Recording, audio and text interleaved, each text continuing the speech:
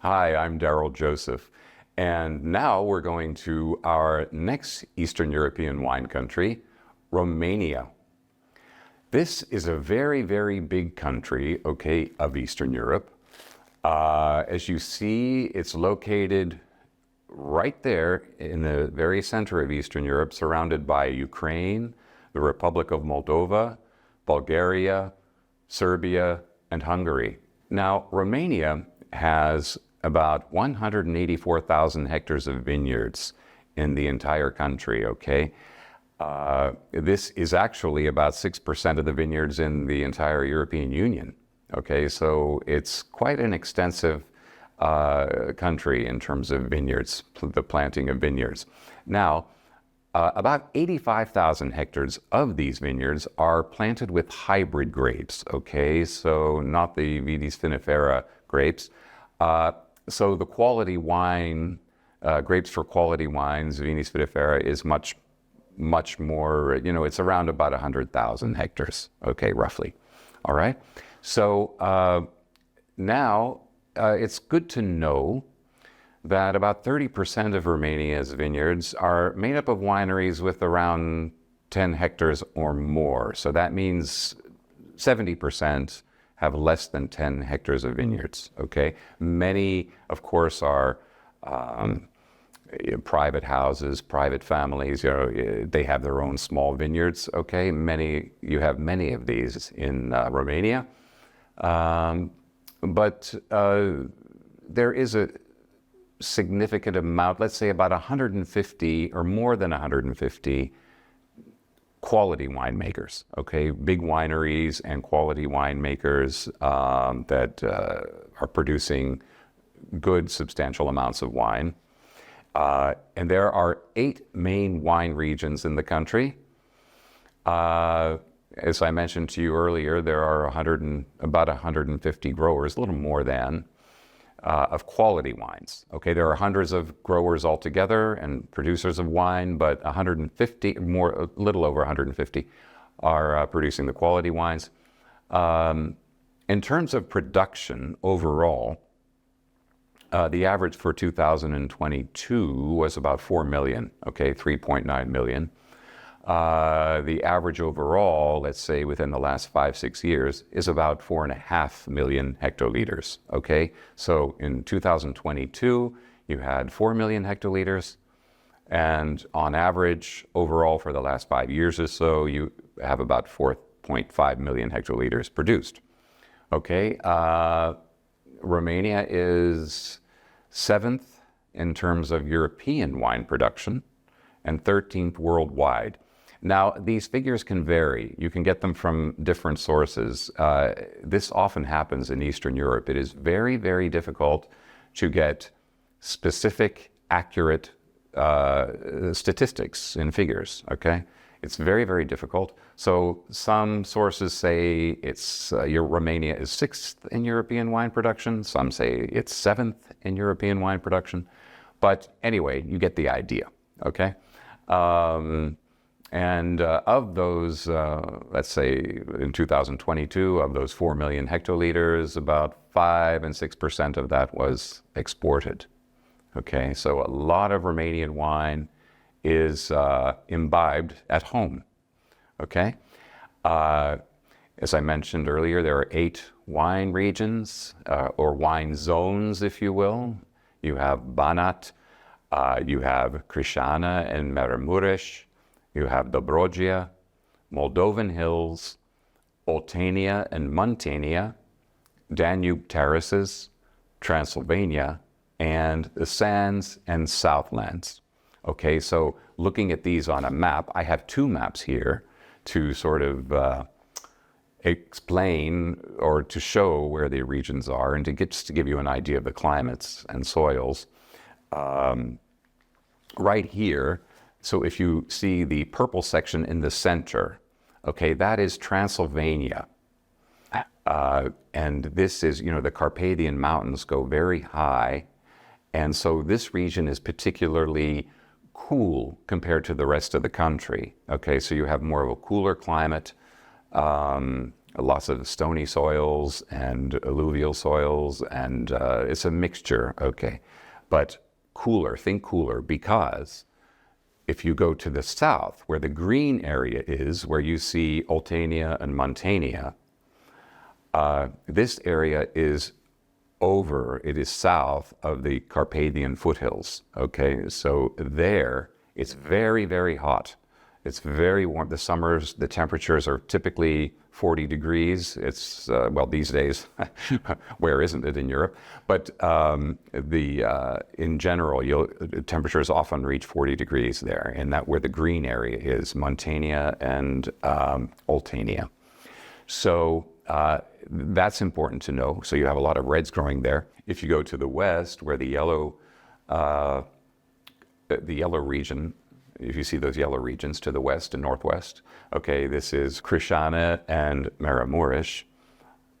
These areas are, you have an influence coming from Hungary, so there's warmer temperatures coming from there too. The Hungarian plain, okay, the Puszta, you have a lot of warm air coming over from there.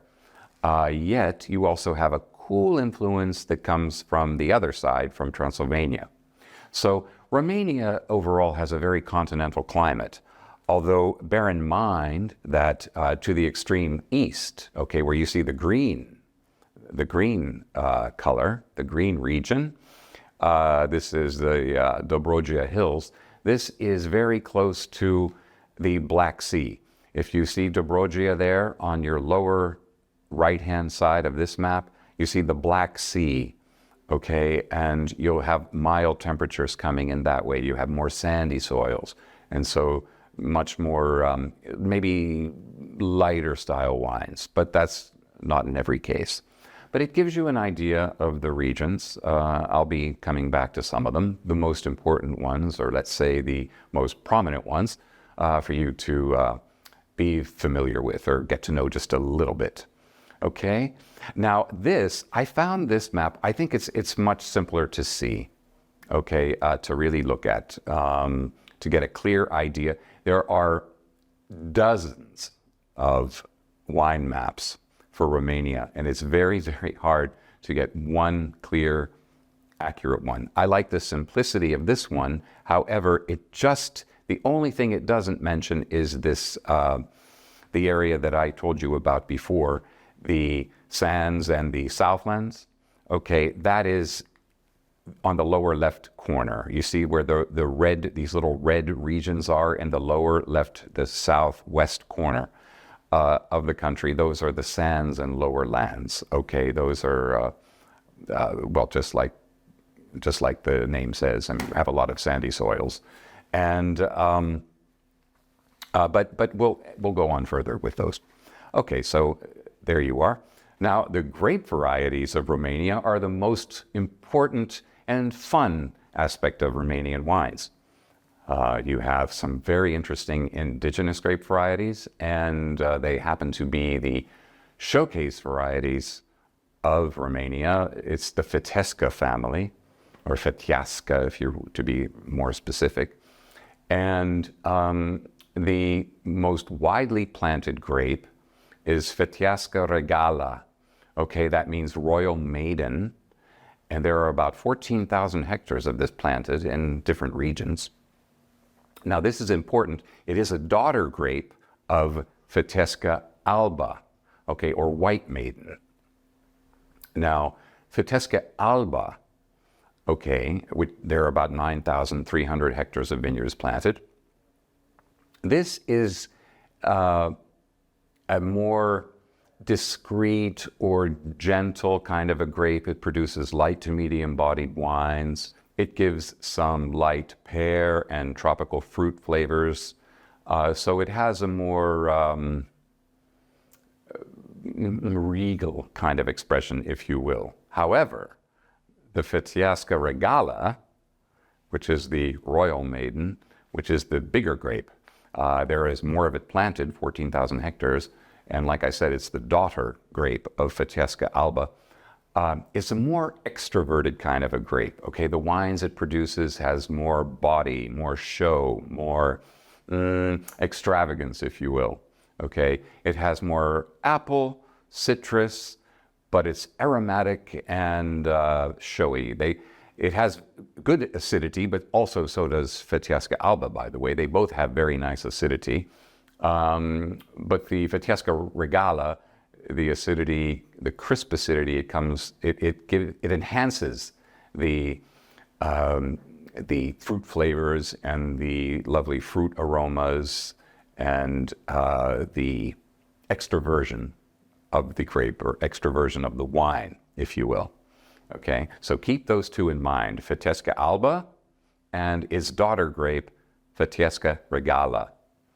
Okay, now just before I mention the red Fhkrems grapes, let me just mention some other white grapes. Riesling Italico, which is Welsh Riesling, also known as Welsh Riesling in Central Europe, or of course you have Olasz Riesling in Hungary, it's the same grape, or Graževina in Croatia, or Grašac in Serbia. Riesling Italico is a grape, and they have about 7,000 hectares of it in Romania. You also have Sauvignon Blanc, you have Aligoté, and numerous other grapes too, international, like, Chardonnay as well, and a number of them. And now you have very interesting indigenous white grapes. Besides the Fhkrems that I told you about, you have something called Cramposchia selezionata, you have Gracia di Cotnari, and you have Tamiawasa romanesca. Okay, this is a very nice clone of Muscat Blanc Petit Grain. So very, very nice family of white grapes there. And in terms of red grapes, you have, Merlot is the most widely planted red grape. Okay, so you have nearly 12,000 hectares of Merlot planted there. You also have Cabernet Sauvignon planted there, 5,400 hectares. Fhkrems Niagara. This is the showcase red grape overall. Okay, that Romania wants to promote overall. It's like a flagship grape. It has the most character, and it has a wonderful potential. Now, Fhkrems Niagara means black maiden. Okay, so black. It does have a nice, robust, dark color, but it's between red and dark. I wouldn't say pure black, as the name indicates, but a nice reddish purple color, very nice. And now only 3,000 hectares of this grape are planted, but more and more wineries are planting it because it is really showing the beautiful character it has. Okay, it has a thick skin, and it does very well in both hot and cold climates. Cold climate isn't something to worry about too much, but although up in Transylvania, it is definitely cooler and the winters can be very cold. Now, the grape gives so many lovely fruit flavors between plum and lingonberry, or maybe even cranberry, but also blackberry. So it has a wonderful red and dark palette of flavors, okay, red and dark fruits. Really, really nice. And very good acidity. It's perfect for drinking young, but even better for age. I think a good Fhkrems Niagara shows better, like many quality red grapes, better with age. Okay, so of course, many wine producers are oak aging it, and it's doing very, very well, I would say. I encourage you to get to know Fhkrems Niagara. It's a beautiful, beautiful grape making beautiful, beautiful wines. Okay, now you have other red grapes, like I would like to mention other regional red grapes. When I say regional, I mean Cadarca, for example. You have Cadarca in Romania. You also have it widely grown in Hungary. And it's made very well here. And another grape called Negru di Dragășani. I'll come to that a little bit later. And Novak, which is an interesting grape, also growing in Dragășani. Okay, so now, I already told you some things about Fhkrems Niagara, Fhkrems alba, Fhkrems regala, and Now let's talk about the regions. Diallo Mare is a sub-region, if you will, of Oltenia and Muntenia. And there are about 15,000 hectares of vineyards in Diallo Mare.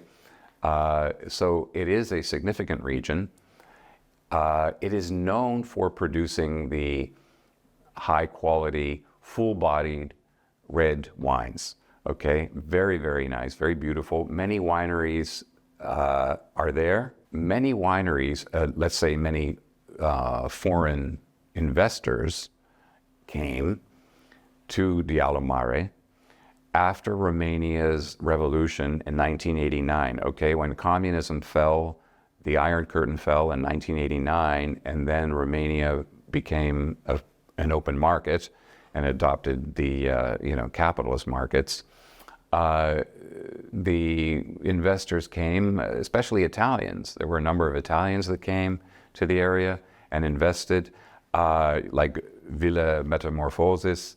These are really lovely. And you have some other ones, La Certa, and really impressive in Diallo Mare because, again, that heat, it has that wonderful heat that lends to the full-bodied wines, okay? It really, really helps create the full-bodied wines, which also means powerful alcohol too. It's not uncommon to have, 13.5 to 14 to 14.5 alcohol in the wines. That's not uncommon. The soils there, you have chalky soils, you have iron-rich clay soils. They go between, the vineyards are planted at about 100 to 400 meters high. So it's ideal for ripe, bold reds, okay? And as I mentioned, some of the wineries, I'll mention a few more. So like Cerve, I already mentioned Villa Metamorphosis and La Certa. There's also La Corna Winehouse or Davino Vinarte. So these are just names to mention for wines that you can look out for. Okay, this is a picture of vineyards in Diallo Mare to give you an idea, just one brief idea. And another region I want to mention, which I already did earlier, is it's a sub-region, okay, of Oltenia Muntenia, and that's called Dragășani. Okay, this is very interesting. It's very, very small. There aren't huge numbers of vineyards there, but there are some very interesting top quality producers there. Okay, now here you have the region with vineyards. They're near the Olt River, O-L-T, Olt River, and the producers that have come there tend to focus on indigenous grape varieties, very interesting indigenous grape varieties. And these producers, now a couple of significant ones, are a Romanian whose property had been taken away from them in the previous long time after the war or before the war, during communism times. And so they got their properties back. And like one winery such as Abincis and Prince Știerbe, very, very important wineries, growing grapes like Negru de Dragășan or Negru de Dragășani, Crâmpușia Selecționată, Fitesca Alba, of course, and even more, Savignonas, the Tâmniăoasă Romanesca, Novak, and of course the Fitesca Neagră. If you can see this picture of the Abincis winery, it's lovely. It's a villa that was returned to the family, and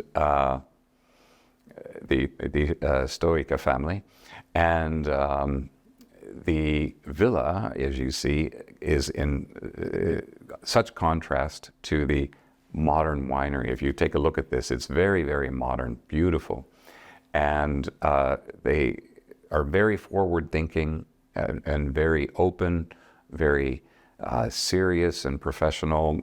They had a wonderful winemaker from the Alsace for a number of years, and he still consults with them once in a while. And a very, very beautiful winery. And another one here, you have the winery on the Olt River. As I mentioned before, Prince Sterbe. The property was returned to, it's owned by Jakob Kripp and his wife, and she is Romanian. Jakob Kripp is Austrian, and his wife is Romanian, and the family property was returned to her. And they really focus on indigenous grapes, and they do a great job. All the different grapes like Novak or Kramposchia Selezionata and more, they are exported to many countries abroad, including Great Britain, and they do a wonderful, wonderful job, and you see how beautiful it is. And in fact, they have a German winemaker, Oliver Bauer, who had been working, he still does, he's producing the wine there for many, many years. And he decided to start his own winery right next door. So not far from this property that you see is the winery of Oliver Bauer. And he also makes some beautiful natural wines, if you will. Very, very nice. Lovely quality producers, and really a country to discover. There are other important subregions in Romania. One is a very famous name called Recaș. The winery Cremella Recaș, that's very important. It's British owned. Well, one of the main owners is Philip Cox, and he has really done a lot with this winery to produce wines in big volumes, okay, and exporting huge amounts to the UK and all over. It is one of the largest wineries in Romania. So in 2021, Cremella Recaș produced 24 million liters of wine, and the winery has 40% of Romania's entire export market for wine. Okay, so this is a very important winery to know. It's done a lot for creating an image of Romanian wine abroad. Many people don't know about Romanian wine and still don't, and they didn't before, but he has done, Philip Cox from Cremella Recaș, the winery, has done quite a lot to promote the existence of Romanian wine with these wines, big, huge production, but also price-friendly wines, I have to say. Other wineries nearby would be Petrovasello, which has an Italian winemaker and investors. And in the other sub-region of Miniș, this is in the main region of Crișana and Maramureș, one is Balagheza, a very interesting producer. He makes beautiful Cadarca wines. He makes many other wines too, but I just happen to mention Cadarca because it grows very beautifully in his area. This is Miniș. I want to show you on the map to the extreme west. If you see Miniș there on the map, this is the location. So it's not too far from Transylvania. Okay, so he has very stony volcanic soils, and Cadarca grows beautifully in this. It's a very difficult grape to grow, very moody, and grows nicely in its where it has to work hard. So in the volcanic soils, it grows very well. And then Leținta, you have the Liliac winery that is in the Transylvania region. This is interesting because it's owned by an Austrian, Alfred Beck, and they create many nice wines, whites, reds, orange, and sparkling rosés. A very, very interesting winery. They have very good quality, and the wines reflect, let's say, the cooler climate of Transylvania, if you will. So now this is a brief overview of Romania, and I think it gives you a good glimpse at the country, what it produces, especially the grape varieties. And those in particular are the first things you should look out for, in my opinion. So Fitesca alba, Fitesca regala, and Fitesca neagra. Okay, so happy drinking, and we will continue with more videos on other Eastern European countries and the Caucasus as well. Thank you.